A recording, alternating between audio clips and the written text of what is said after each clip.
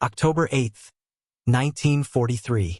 Over the North Sea, a Messerschmitt Bf 109 fighter climbs through broken clouds at 25,000 feet. The pilot is Oberstleutnant Hans Philipp, commander of Jägerschwader 1, the 1st Fighter Wing. He is 26 years old. He has 206 confirmed aerial victories. 177 of those kills came on the Eastern Front, where he shot down Soviet fighters with a calculation that bordered on mathematical precision. But this morning, watching the horizon for the approaching bomber stream, he feels something different. Not fear exactly, something closer to dread. 4 days earlier, on October 4th, Philipp had written a letter to a fellow pilot, Hannes Trotloff, who still flew against the Soviets in the East. The letter was remarkable for its honesty. Philipp wrote that fighting 20 Russians or even 20 Spitfires could be exciting, even fun. But to curve in towards 40 fortresses, he wrote, and all your past sins flash before your eyes. He added that when you yourself have reached this state of mind, it becomes that much more difficult to have to drive every pilot of the Jägerschwader, right down to the youngest and lowliest NCO, to do the same. That letter would be found among his personal effects later that day. Because on October 8, 1943, after intercepting a formation of Boeing B-17 flying fortresses attacking Bremen, Hans Philipp was shot down and killed. The exact circumstances remain disputed. Some records suggest he was hit by defensive fire from the bombers. Others claim he was shot down by an American P-47 escort fighter. What is not disputed is that Philipp died attacking the very thing he had come to fear most. Not the bombers themselves, but what they represented when flying together in formation. The German pilots had a name for it. They called attacking a B-17 combat box formation like encountering a Fliegen Stachelschwein, a flying porcupine. If you're enjoying this deep dive into the story, hit the subscribe button and let us know in the comments from where in the world you are watching from today. This is the story of how the most heavily armed bomber in history forced the Luftwaffe to completely redesign their tactics, their weapons, and their doctrine. It is the story of how 1350 caliber machine guns, arranged in a specific pattern and flown by men with minimal training, created a defensive system so effective that German fighter pilots with hundreds of victories refused direct orders to attack it. And it is the story of how the numbers told by both sides, the claims of aircraft destroyed and the reality of losses sustained, revealed a truth that neither wanted to admit. The Boeing B-17 Flying Fortress was not invincible. But when flown correctly in the right formation with the right tactics, it came closer to invincibility than any bomber before or since. The Germans learned this the hard way.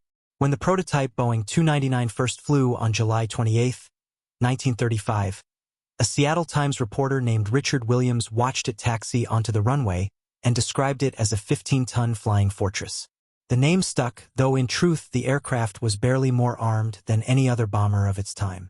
The prototype carried 5 .30 caliber machine guns mounted in swivels on the nose, floor, roof, and sides.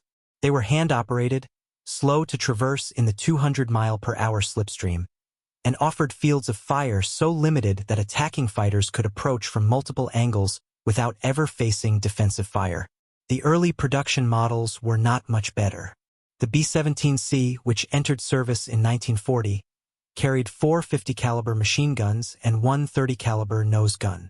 The armament was positioned poorly. The top turret gunner could not depress his guns low enough to engage fighters attacking from below. The belly position, a ventral bathtub mounting, left the gunner exposed and vulnerable. The tail position had no turret at all, just a single gun in a socket. A German fighter attacking from directly behind faced 1 gun. Attacking from below, he faced none.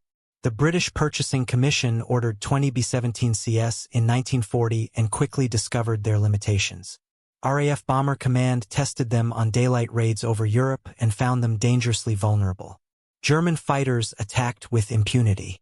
The British withdrew the B-17 from combat operations and relegated them to coastal patrol duties where enemy fighters were less common. The lesson was clear. A bomber, no matter how well built, could not survive against determined fighter opposition without either heavy escort or vastly improved defensive armament. The Americans, however, believed something different. They believed that if you put enough guns on a bomber, if you arranged them correctly, If you flew the bombers in tight formation so their fields of fire overlapped, you could create a defensive system so formidable that fighter escort would be unnecessary. This was the doctrine that guided the development of the B-17E, F, and G models. This was the doctrine that would be tested in the skies over Europe beginning in August 1942.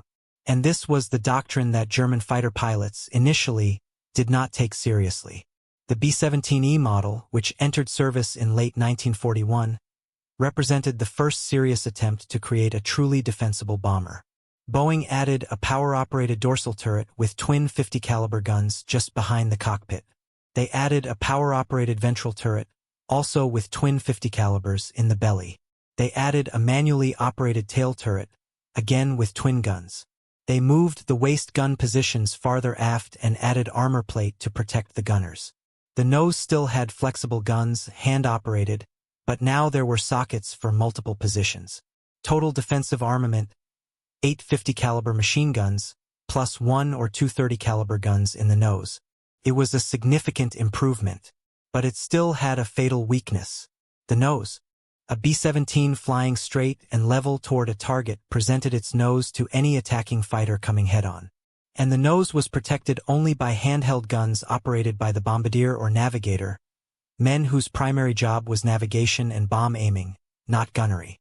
They had to unbuckle from their stations, move to a gun socket, aim manually against the 250 mph closing speed of an attacking fighter, and fire accurately while their aircraft bounced in turbulence and their oxygen masks fogged up at 25,000 feet. German fighter pilots noticed this immediately. By November 19, 1942, Luftwaffe units attacking American formations over France had deduced that B-17s and B-24s were most lightly protected in the nose. They instituted the head-on attack. Instead of approaching from behind, where they faced two guns in the tail turret, or from the side, where they faced waist guns and potentially the top turret, German fighters began making high-speed passes directly at the front of bomber formations. The closing speed was terrifying. A Focke-Wulf FW-190 attacking at 350 miles per hour approached a B-17 flying at 180 miles per hour at a combined closure rate exceeding 500 miles per hour. The fighter pilot had perhaps 3 seconds from maximum gun range to minimum separation. He had to aim, fire, and break away before colliding. If he pressed the attack too long, if he misjudged his speed, if his controls froze at altitude, he would impact the bomber at over 500 miles per hour. Both aircraft would disintegrate. But if he succeeded, if his cannon shells found the nose, the cockpit, the flight deck, he could destroy a B-17 with as few as 4 or 5 hits. Luftwaffe studies, based on examinations of wrecked bombers, confirmed this. From the rear, where the B-17's armor was concentrated, it took an average of 20 hits from 20mm cannon shells to bring the aircraft down. From the front, where armor was minimal and where the pilots sat, it took only 4 or 5 hits. In 3 seconds of firing, German pilots began specializing in the head-on attack. They formed up in line abreast 3 or 4 aircraft wide and dove toward the lead bombers of American formations. They fired their 20mm cannons and 13mm machine guns in long bursts, walking their fire across the nose of the target. Then they broke left or right, diving away, and the next wave came in. It was devastatingly effective. On missions in late 1942 and early 1943, American losses began to mount. On January 27, 1943, the 8th Air Force attacked Germany for the first time, bombing the port of Wilhelmshaven with 58 B-17s and B-24s. 3 bombers were lost.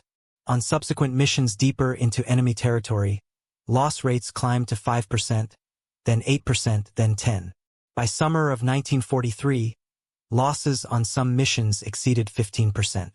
At that rate, statistically, a bomber crew could not survive the required 25-mission combat tour. Something had to change.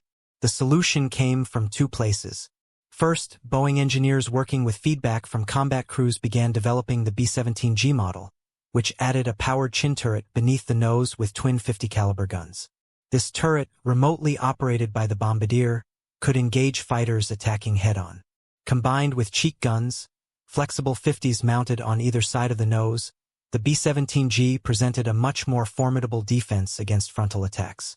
The B-17G entered service in summer 1943. Its defensive armament was impressive.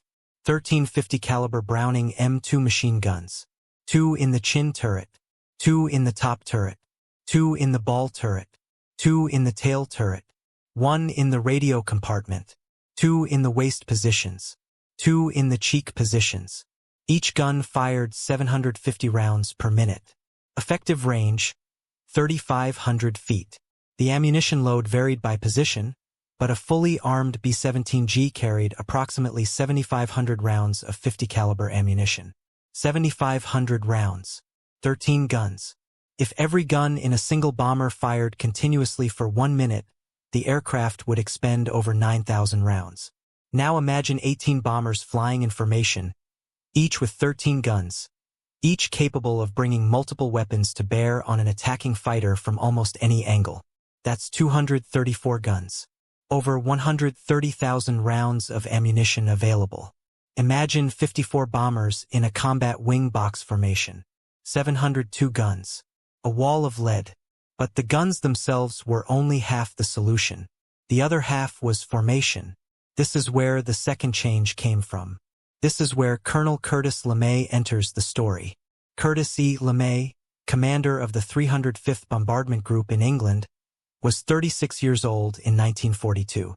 He was a navigator by training, precise and methodical. He was also, by all accounts, utterly ruthless in his approach to winning. LeMay watched the early missions and saw the same thing everyone saw.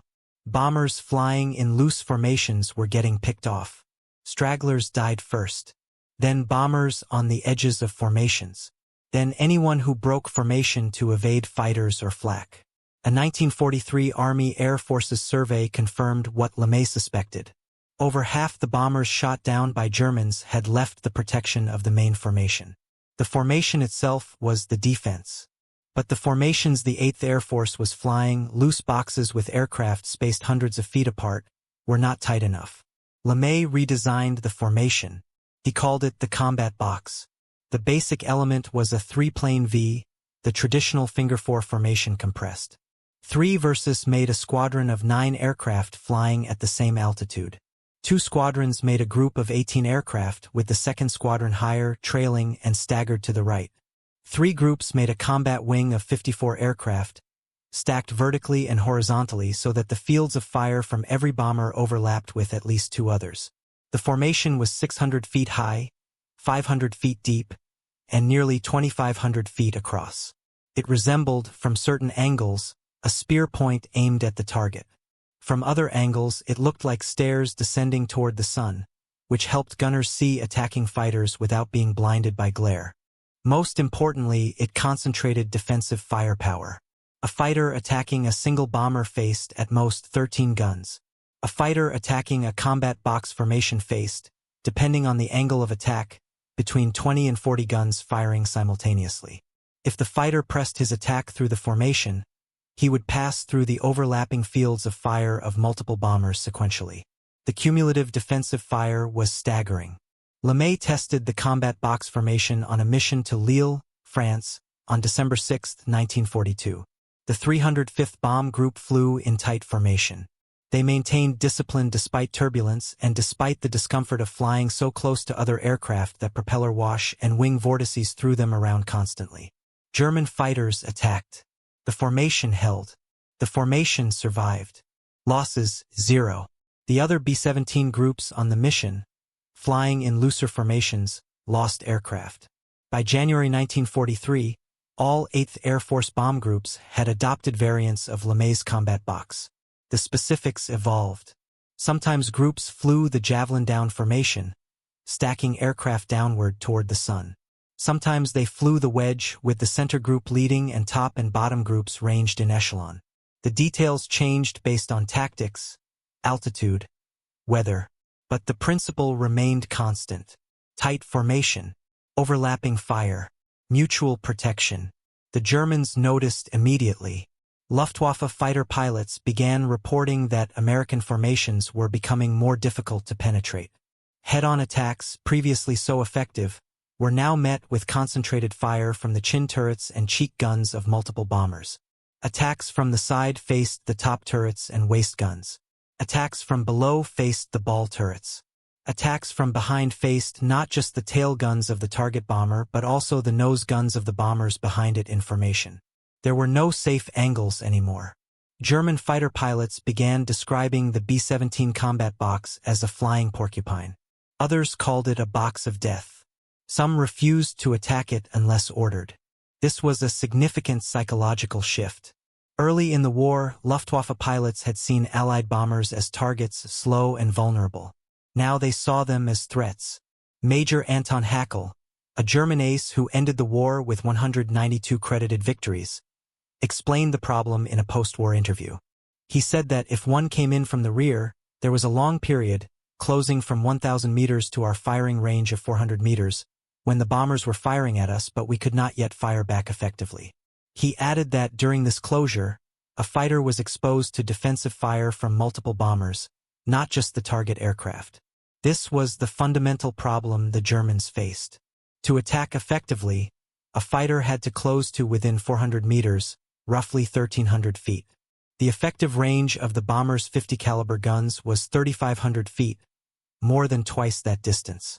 For every second a fighter spent closing to firing range, it was being shot at by multiple bombers, with multiple guns per bomber. The mathematics were brutal. An average Luftwaffe pilot hit his target with approximately 2% of the rounds he fired. This was determined by analyzing combat camera footage and comparing the number of rounds expended with the number of hits observed on wrecked bombers. 2%. It meant that to achieve 20 hits, the average requirement to down a B-17 from the rear, a pilot had to fire 1,000 rounds. The FW-190, one of the best German interceptors, carried 500 rounds of 20mm ammunition in early models.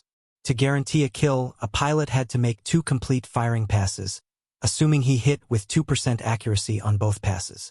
2 passes meant 2 approaches through the defensive fire of the combat box. The bombers, by contrast, did not need accuracy. They needed volume.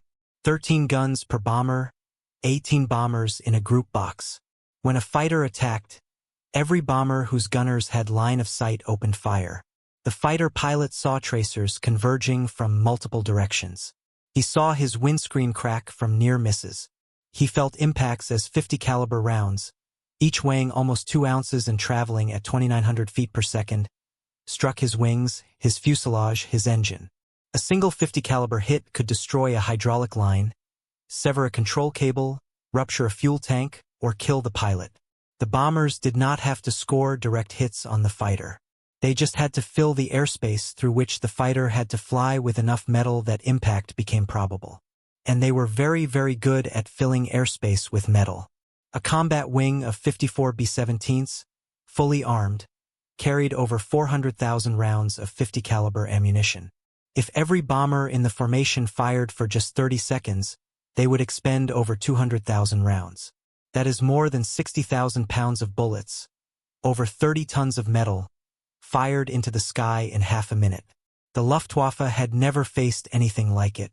On August 17, 1943, the 8th Air Force launched 2 major strikes. The first targeted Regensburg, attacking a Messerschmitt factory. The second targeted Schweinfurt, bombing ball-bearing plants. Combined, the 2 raids sent 376 B-17s deep into Germany. The missions were disasters. 60 bombers were lost on the day of the mission itself. When the Regensburg force returned to England a week later, 55 more aircraft were damaged beyond immediate repair. 3 more were lost during the return flight. In total, 118 bombers, nearly 1/3 of the force committed, were lost or permanently removed from service. The human cost was worse. Approximately 600 aircrew were killed, wounded, or missing. But the German losses were surprisingly light. Despite claims by returning bomber gunners of 288 definitely destroyed, 81 probably destroyed, and 103 damaged, the Luftwaffe actually lost only 27 fighters during both battles. 27. The discrepancy between claimed kills and actual losses reveals one of the uncomfortable truths of air combat in World War II. Both sides overclaimed.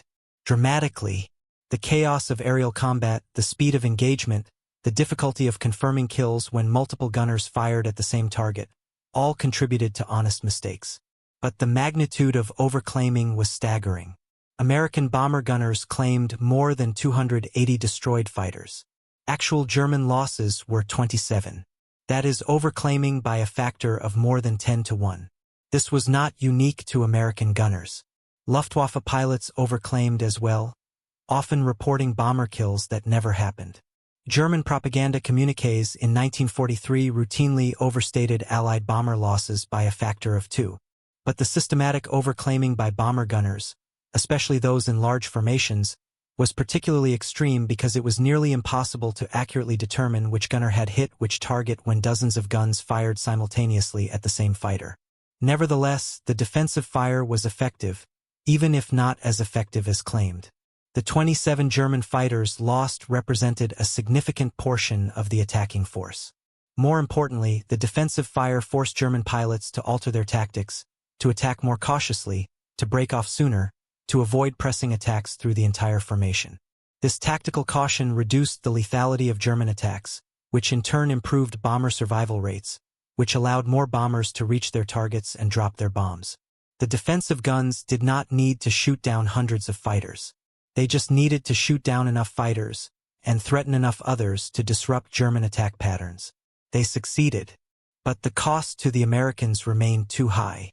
60 bombers lost on one day was unsustainable. At that rate, the 8th Air Force would run out of aircraft and crew before they ran out of targets. Something else had to change. The answer came in the form of long-range escort fighters, particularly the North American P-51 Mustang, which entered service in quantity in early 1944. But before the Mustangs arrived, through the terrible autumn of 1943, the B-17 crews had only their formation discipline and their guns. And their guns, for all the overclaiming, for all the exaggerated reports, were more effective than the Germans wanted to admit. October 10, 1943. 2 days after Hans Philipp died attacking bombers near Bremen, the 8th Air Force struck Munster with a force of bombers from multiple groups. German fighters attacked the lead formation flown by the 100th Bombardment Group with unprecedented ferocity. The 100th lost 12 aircraft out of 13 dispatched that day. Only one bomber returned. It would become one of the most devastating losses suffered by any single group during the entire war. The 100th earned the nickname the Bloody Hundredth. But the German pilots who pressed those attacks paid a price too. Luftwaffe losses on October 10th are harder to document precisely, but combat reports indicate significant fighter losses, particularly among pilots who attempted multiple passes through the bomber formations. The defensive fire, even from decimated formations, remained deadly. 4 days later, on October 14th, the 8th returned to Schweinfurt for a second attempt at destroying the ball-bearing plants. Of 291 B-17s dispatched, 60 were shot down over Germany. 5 more crashed on approach to Britain. 12 more were scrapped due to damage. Total losses: 77 B-17s. An additional 122 bombers were damaged and required repairs before their next flights. October 14, 1943, became known as Black Thursday. It represented the nadir of the daylight bombing campaign. Losses were so high that deep penetration raids into Germany were suspended until long-range fighter escorts became available in quantity. But even on Black Thursday, even in the midst of catastrophic losses, the defensive guns kept firing. Bomber gunners claimed dozens of German fighters destroyed. The actual German losses were lower, but not insignificant. And more importantly, every German fighter that broke off an attack early, every pilot who chose caution over aggression, every formation that refused to press through the defensive fire, represented a tactical victory for the B-17's defensive concept. The Germans knew this. After Black Thursday, Luftwaffe commanders issued increasingly desperate orders demanding that fighter pilots press home their attacks regardless of defensive fire. Some orders threatened court-martial for pilots who returned without evidence of combat. One order, issued in October 1943, went further. It stated that any fighter pilot who used up his ammunition or whose weapons became unusable should ram the enemy bomber. Ram it, deliberately, a suicide order in all but name, Hans Philipp, who died on October 8, had categorically refused such advice. He wrote that he knew what he had to do, and ramming was not it. But the fact that such orders were issued reveals how desperate the situation had become for the Luftwaffe. They had tried head-on attacks. They had tried attacking stragglers. They had tried coordinated attacks from multiple directions. Nothing worked consistently against well-flown combat box formations. The bombers kept coming, and their guns kept firing. By early 1944, with the introduction of long-range P-51 Mustang escorts, the dynamic shifted decisively in favor of the Americans. German fighters now had to contend with both the defensive fire of the combat boxes and aggressive American fighters flying ahead of the bomber stream in air supremacy mode. Luftwaffe losses climbed steeply. During Big Week, the massive bombing campaign of late February 1944, the 8th Air Force lost 97 B-17s, coupled with B-24 losses totaling 137 aircraft initially and 20 more scrapped due to damage. It was heavy, but Luftwaffe losses were catastrophic. Twin-engine Zerstorer heavy fighters, which had been the backbone of bomber interception, were decimated. The Bf-110 and Me-410 groups suffered losses they could not replace. More critically, the Luftwaffe lost 17% of its pilots, nearly 100 killed, in a single week. The tide had turned irreversibly, but the B-17's guns remained essential. Even with escort fighters present, bombers still faced attacks, particularly during the final bomb run when they had to fly straight and level and could not maneuver. The defensive armament, the combat box formation, the discipline of the crews, all remained critical to survival. By war's end, 8th Air Force bomber gunners claimed 6,259 enemy aircraft destroyed. This figure was accepted at the time and used in official records. 305 enlisted gunners were recognized as aces, meaning they were credited with 5 or more kills. The actual number of German fighters destroyed by defensive bomber fire was certainly lower, perhaps significantly lower. Post-war analysis suggests that overclaiming by a factor of 3 to 5 was common. If we apply that correction, the true number of German fighters destroyed by bomber gunners might have been between 1,200 and 2,100 aircraft. But even those corrected numbers represent a substantial contribution to the air war. 1,000 to 2,000 fighters destroyed means 1,000 to 2,000 German pilots killed, captured, or wounded. It means 1,000 to 2,000 aircraft that could not intercept bombers on subsequent missions. It means that every German fighter group operating over the Reich had to account for the possibility of significant losses not just from American escort fighters but from the bombers themselves. That possibility changed everything. The B-17 Flying Fortress was not invincible, but it was formidable enough to force the Luftwaffe to fundamentally rethink how to fight a defensive air war over their own territory. And that, more than any single statistic, was the true measure of its success. December 24, 1944, Christmas Eve. Over Belgium, a force of more than 2,000 Allied heavy bombers flew toward targets in Germany. The weather was terrible. Cloud cover extended from the ground to over 20,000 feet in many areas. Visibility was near zero. German fighters, already severely depleted after months of attrition, struggled to find the bomber formations in the murk.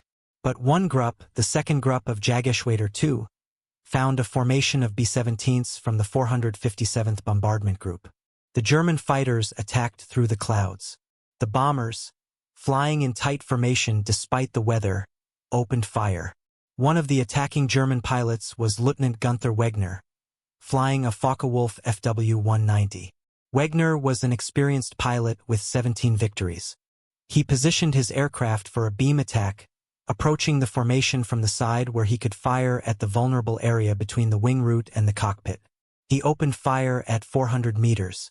His cannons hit the number 2 engine of a B-17. The engine caught fire. Smoke poured from the cowling. But before Wegner could break away, the concentrated fire from multiple bombers in the formation found his aircraft. A .50 caliber round severed his aileron control cable. Another punctured his right wing fuel tank. A third, or perhaps a burst of 3 or 4, shattered his canopy and wounded him in the left arm and shoulder. Wegner's aircraft rolled inverted. He fought to regain control, succeeded partially, and managed to dive away from the formation. He nursed his damaged FW-190 back to his airfield, landed safely, and was treated for his wounds. He survived the war. The B-17 he had hit did not fall immediately. The pilot, flying with one engine out and fire spreading along the wing, held formation for another 12 minutes, allowing the crew to extinguish the fire and assess the damage. Eventually, unable to maintain altitude with the formation, he dropped back and headed for Allied-held territory in France. The bomber made it. The crew survived. This exchange, a damaged fighter for a damaged bomber, represented the reality of the air war by late 1944. Both sides were claiming victories. Both sides were sustaining losses. But the fundamental calculus had shifted. Germany could not replace its pilots or its fighters at the rate they were being lost. America could. Britain could. The industrial and human reserves of the Allies were overwhelming. The defensive firepower of the B-17 did not win the air war by itself. The introduction of long-range escort fighters, particularly the P-51 Mustang, P-47 Thunderbolt, and P-38 Lightning, changed the strategic balance decisively. By mid-1944, American fighters were not just escorting bombers. They were aggressively hunting German fighters before the Germans could reach the bomber formations. They were strafing German airfields. They were destroying aircraft on the ground. But the bombers' defensive guns remained essential. On missions where escort fighters were unavailable due to weather, range, or tactical priorities, the bombers had to defend themselves. And they did. On December 5, 1944, the 8th Air Force attacked targets in central Germany with over 400 B-17s and B-24s. Weather forced the recall of escort fighters. The bombers flew unescorted deep into German airspace. Luftwaffe fighters attacked in force.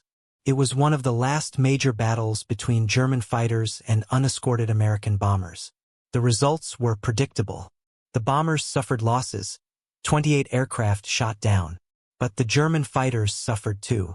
Defensive fire from the combat box formations, combined with the bomber crew's increasing experience and improved tactics, exacted a heavy toll. Post-mission claims by American gunners totaled over 100 German fighters destroyed. The actual German losses were likely between 20 and 30 aircraft, a significant attrition rate for an already depleted fighter force. By early 1945, the Luftwaffe was a shadow of its former strength. Fuel shortages grounded entire fighter groups. Experienced pilots were dead or in hospitals. Replacements were arriving at frontline units with as few as 20 hours in the aircraft they were expected to fly in combat. The bomber formations, now routinely escorted by hundreds of Allied fighters, pressed their attacks with near impunity. But even then, even in the final months of the war, B-17 gunners continued to engage German fighters. On February 14, 1945, during a mission to Dresden, a B-17 from the 92nd Bombardment Group was attacked by a Me-262 jet fighter. The jet, traveling at over 500 miles per hour, made a single firing pass and broke away. The bomber's tail gunner, Staff Sergeant Leonard Barnes, tracked the jet through his sights and fired a long burst as it climbed away. He claimed a hit. The jet disappeared into clouds trailing smoke. Post-war records do not confirm the destruction of a Me-262 on that date over Dresden. But the encounter illustrates the evolution of the air war. German fighters had progressed from piston-engine Messerschmitts and Focke-Wulfs to jet-powered interceptors. The bombers' guns had not changed. The 50 caliber Browning M2 was the same weapon in 1945 that it had been in 1942. But the tactics, the formations, the experience of the crews had evolved to meet every new threat. Now, let us return to the question of numbers. How many German fighters were actually destroyed by B-17 defensive fire? The official 8th Air Force figure, 6,259 destroyed, is almost certainly incorrect. Post-war analysis by both American and German historians has established that overclaiming was endemic to air combat in World War II. The chaos of battle, the difficulty of confirming kills, the natural human tendency to overestimate one's effectiveness under stress, all contributed to inflated claims. If you find this story engaging, please take a moment to subscribe and enable notifications. It helps us continue producing in-depth content like this. The most thorough study of this question was conducted by the United States Strategic Bombing Survey in the years immediately after the war. The survey team, which had access to captured German records, Luftwaffe loss reports, and detailed interviews with surviving German officers, attempted to reconcile American claims with actual German losses. Their findings were sobering.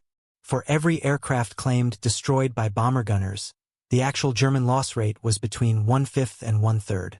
In other words, for every 5 bombers claimed destroyed, the true number was likely 1 or perhaps 2. Applying this correction to the 6,259 claimed kills yields an estimate of between 1,200 and 2,100 actual German aircraft destroyed by defensive fire from American heavy bombers. This includes both B-17s and B-24s, as the statistics were combined in most records. 1,200 to 2,100 aircraft. That is still a substantial number, but it is far less than the wartime claims suggested. Why the discrepancy?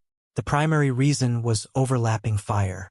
When multiple gunners fired at the same target, which happened constantly in formation combat, and the target aircraft was destroyed or damaged, every gunner who fired claimed credit.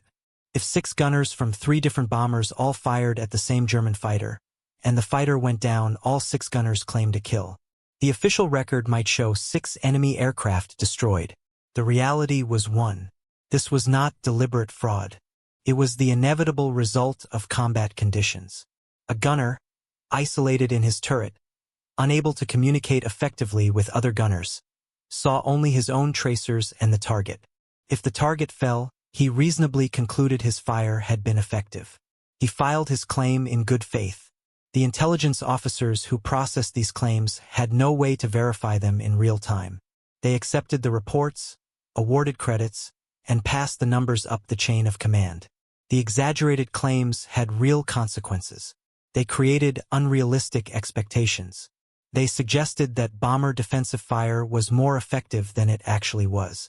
They contributed to the doctrine that bombers could operate without fighter escort, a doctrine that cost hundreds of American lives in 1943 before long-range escorts became available.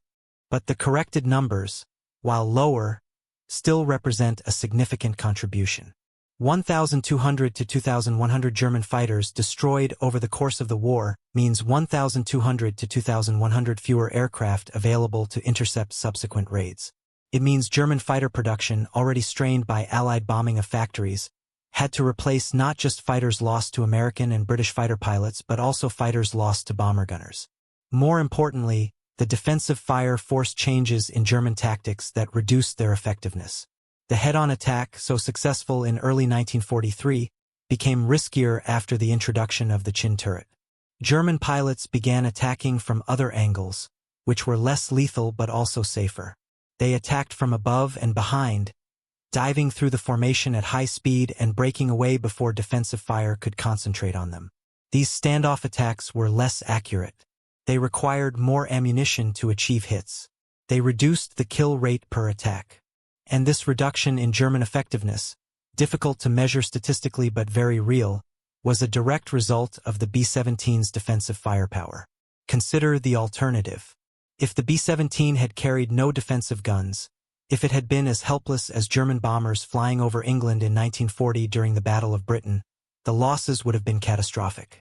British fighters had decimated German bomber formations that had minimal defensive armament. American bombers without guns would have suffered the same fate. The 1350 caliber machine guns did not make the B-17 invincible, but they made it survivable. They forced German pilots to weigh risk against reward with every attack. They created a defensive envelope that, when combined with tight formation flying and aggressive escort fighters, allowed the daylight bombing campaign to continue despite staggering losses. There is one more aspect of this story that deserves attention: the men who manned those guns. A B-17 crew consisted of 10 men. 4 were officers: the pilot, co-pilot, navigator, and bombardier. 6 were enlisted men: the flight engineer, who also served as the top turret gunner, the radio operator who manned the radio room gun, 2 waist gunners, the ball turret gunner, and the tail gunner. These enlisted men, most of them teenagers or barely out of their teens, were responsible for the aircraft's defense. They trained at gunnery schools in the United States, learning to identify aircraft silhouettes at a glance, to calculate deflection angles for moving targets, to clear jammed guns while wearing heavy gloves at 40 degrees below zero. Then they were sent to England, assigned to cruise, and told to climb into turrets and shoot at aircraft trying to kill them. The working conditions were appalling. At 25,000 feet, the temperature inside an unpressurized B-17 was minus 40 degrees Fahrenheit or colder. The gunners wore electrically heated suits, but the heating systems frequently malfunctioned. Frostbite was common. Hypoxia from faulty oxygen systems killed men without warning.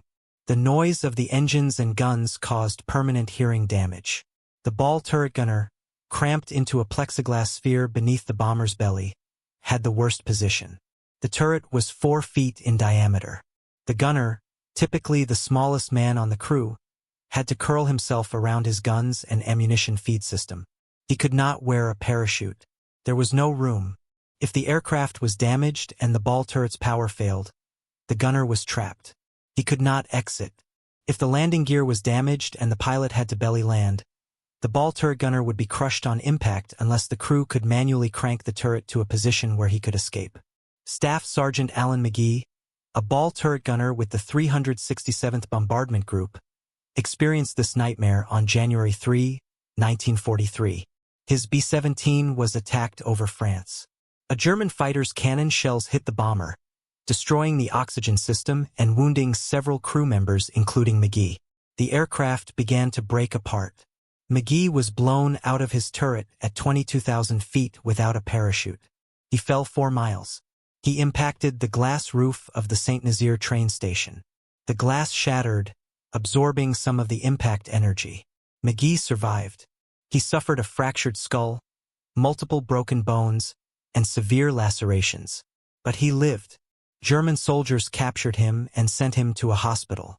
French doctors, astounded that anyone could survive such a fall, treated his injuries. He spent the rest of the war in a prisoner of war camp and returned to the United States in 1945. McGee's survival was miraculous and extremely rare. Most ball turret gunners who found themselves in falling aircraft did not escape. They died trapped in their turrets. The waist gunners faced different hazards. They stood at open windows in the fuselage, exposed to wind, cold, and enemy fire. The 50 caliber guns they operated had tremendous recoil. In early B-17 models, the 2 waist gunners stood back to back, and when both fired simultaneously, they frequently collided. Later models staggered the gun positions to solve this problem, but it remained a difficult and dangerous job. The tail gunner was isolated at the rear of the aircraft, alone in a compartment barely large enough to kneel in. He faced backwards, watching the formation trail away behind the bomber. German fighters attacking from the rear came straight at him. His 2 guns were the primary defense against the most common angle of attack. He had the clearest field of fire and the heaviest responsibility. Technical Sergeant Michael Aruth, a tail gunner with the 91st Bombardment Group, described the experience in a post-war interview. He said that when fighters attacked from the rear, you could see them growing larger in your sight, and you knew they were shooting at you and you were shooting at them, and it was just a question of who would hit first. He added that the worst part wasn't the fear. It was the cold and the fact that you couldn't communicate with the rest of the crew except through the intercom, and if the intercom went out, you were alone back there. These men, the gunners, were not pilots. They were not navigators or bombardiers. They received less training, less recognition, and less credit. The public celebrated pilots as heroes. The pilots received the majority of medals, the majority of publicity. But the enlisted gunners did the bulk of the defensive fighting. And many of them died doing it. Casualty rates among bomber crews were staggering. Over the course of the war, the 8th Air Force lost approximately 26,000 aircrew killed in action. Another 28,000 were shot down and captured.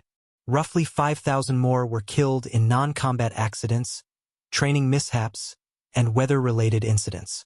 Total casualties exceeded 59,000 men.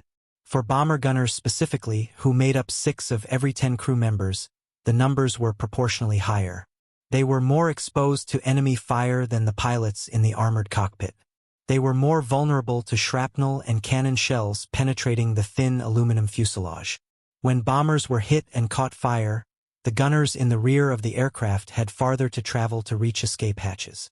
Many died trying, yet they kept flying. They kept climbing into their turrets, strapping on their oxygen masks, loading their guns, and facing fighters that wanted to kill them. They did this for 25 missions, the required combat tour in 1943, or 35 missions, the requirement raised in 1944. They did it knowing that, statistically, many would not survive. They did it anyway. Why? Some flew for patriotism. Some flew because they had no choice, military orders being what they are. Some flew for their crew, refusing to let down the other 9 men who depended on them. Some flew because once you start, it is harder to quit than to continue.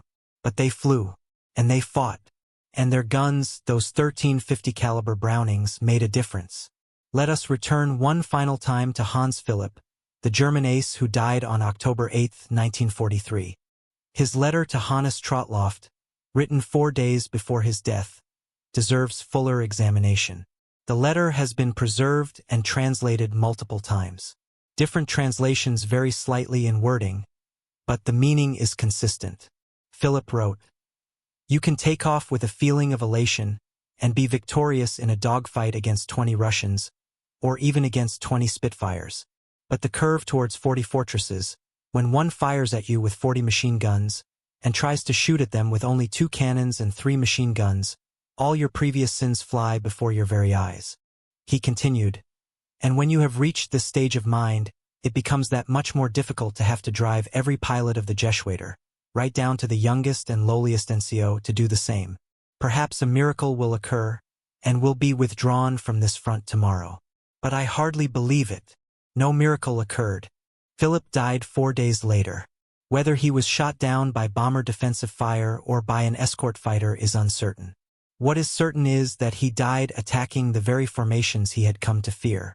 His words reveal something important about the psychological impact of the B-17's defensive firepower. It was not just the physical danger. It was the feeling of helplessness, of being shot at from all directions while trying to aim and fire your own weapons. It was the knowledge that even a successful attack, even shooting down a single bomber, might cost you your life. This psychological burden accumulated over time. Pilots who survived their first encounters with combat box formations found each subsequent encounter more difficult. The stress compounded. The fear grew. And eventually, even experienced pilots like Philip, men with hundreds of victories, began to lose the aggressive edge that had made them successful. The Luftwaffe recognized this problem. They tried various solutions. They formed specialized bomber destruction units, Gruppen equipped with heavy cannons and rockets designed to attack from beyond the range of defensive fire.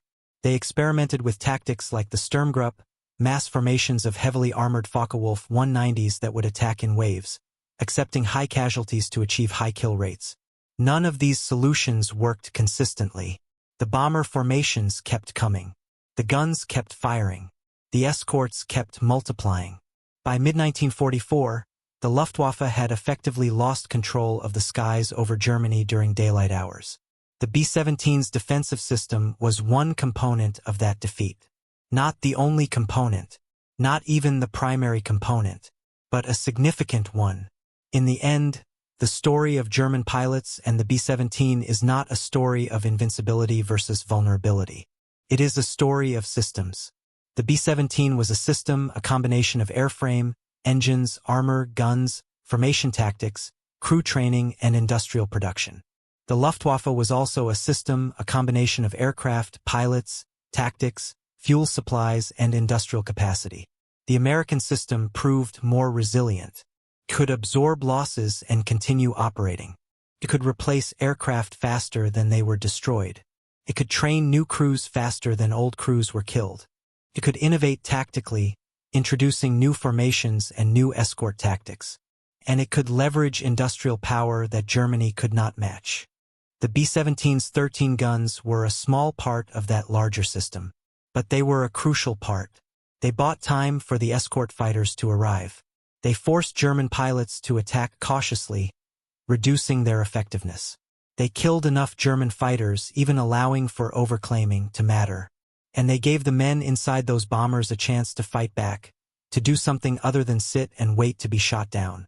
That psychological boost, the knowledge that you were not helpless, that you had weapons and could use them, was perhaps as important as the physical damage the guns inflicted. The B-17 Flying Fortress flew its last combat mission in Europe on April 25, 1945. The target was the Skoda Armament Works at Pilsen, Czechoslovakia. The mission was completed without loss. 5 days later, Adolf Hitler committed suicide in his bunker in Berlin. 7 days after that, Germany surrendered unconditionally. The war in Europe was over. The B-17 had helped win it. In the decades after the war, the B-17 became a symbol of American air power, celebrated in films, books, and memorials. The aircraft that survived the war, a small fraction of the 12,731 built, were either scrapped, sold to foreign governments, or converted to civilian use. Today, fewer than 50 B-17s remain in existence. Of those, only about a dozen are still airworthy. They appear at air shows, flying demonstrations of a vanished era. When they fly, the sound of their 4 Wright Cyclone engines, a deep rhythmic thunder, evokes memories of formations that once darkened the skies over Europe. The men who flew them, the pilots and navigators and bombardiers and gunners, are nearly all gone now. The youngest of them, if they enlisted at 18 in 1945, would be 97 years old today. Most have passed. Their stories survive in memoirs, in recorded interviews, in the archives of museums and historical societies. And in those stories, among the accounts of fear and cold and loss, there are also accounts of pride. Pride in their aircraft, pride in their crew, pride in what they accomplished. They flew into the teeth of the most sophisticated air defense system ever created. They faced fighters flown by some of the most skilled pilots in history. They endured losses that in any previous war would have been considered unsustainable. And they kept flying. Their bombers were not invincible. The casualties proved that. But their bombers were formidable. The 1350 caliber guns, the combat box formations, the discipline of the crews, all combined to create a defensive system that changed the calculus of air combat. German pilots thought B-17s were slow targets. They were slow. Compared to fighters, they were ponderous and vulnerable. But they were not easy targets. Not when they flew in formation. Not when their gunners knew their jobs. Not when every approach meant facing a wall of 50 caliber fire from dozens of directions simultaneously. The Germans learned this. Some learned it quickly and adapted their tactics. Others learned it slowly and died in the process. But by 1944, every Luftwaffe pilot knew that attacking a B-17 combat box was not a simple task. It was dangerous.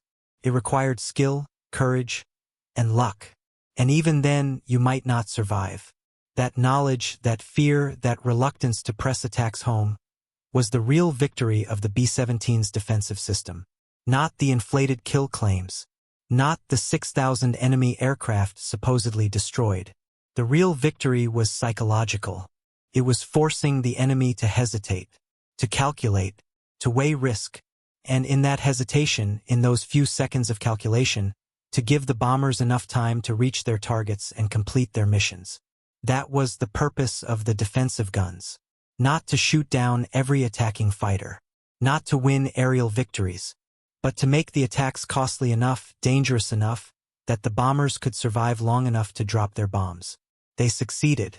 At a terrible cost in lives, in aircraft, in young men who never came home. But they succeeded.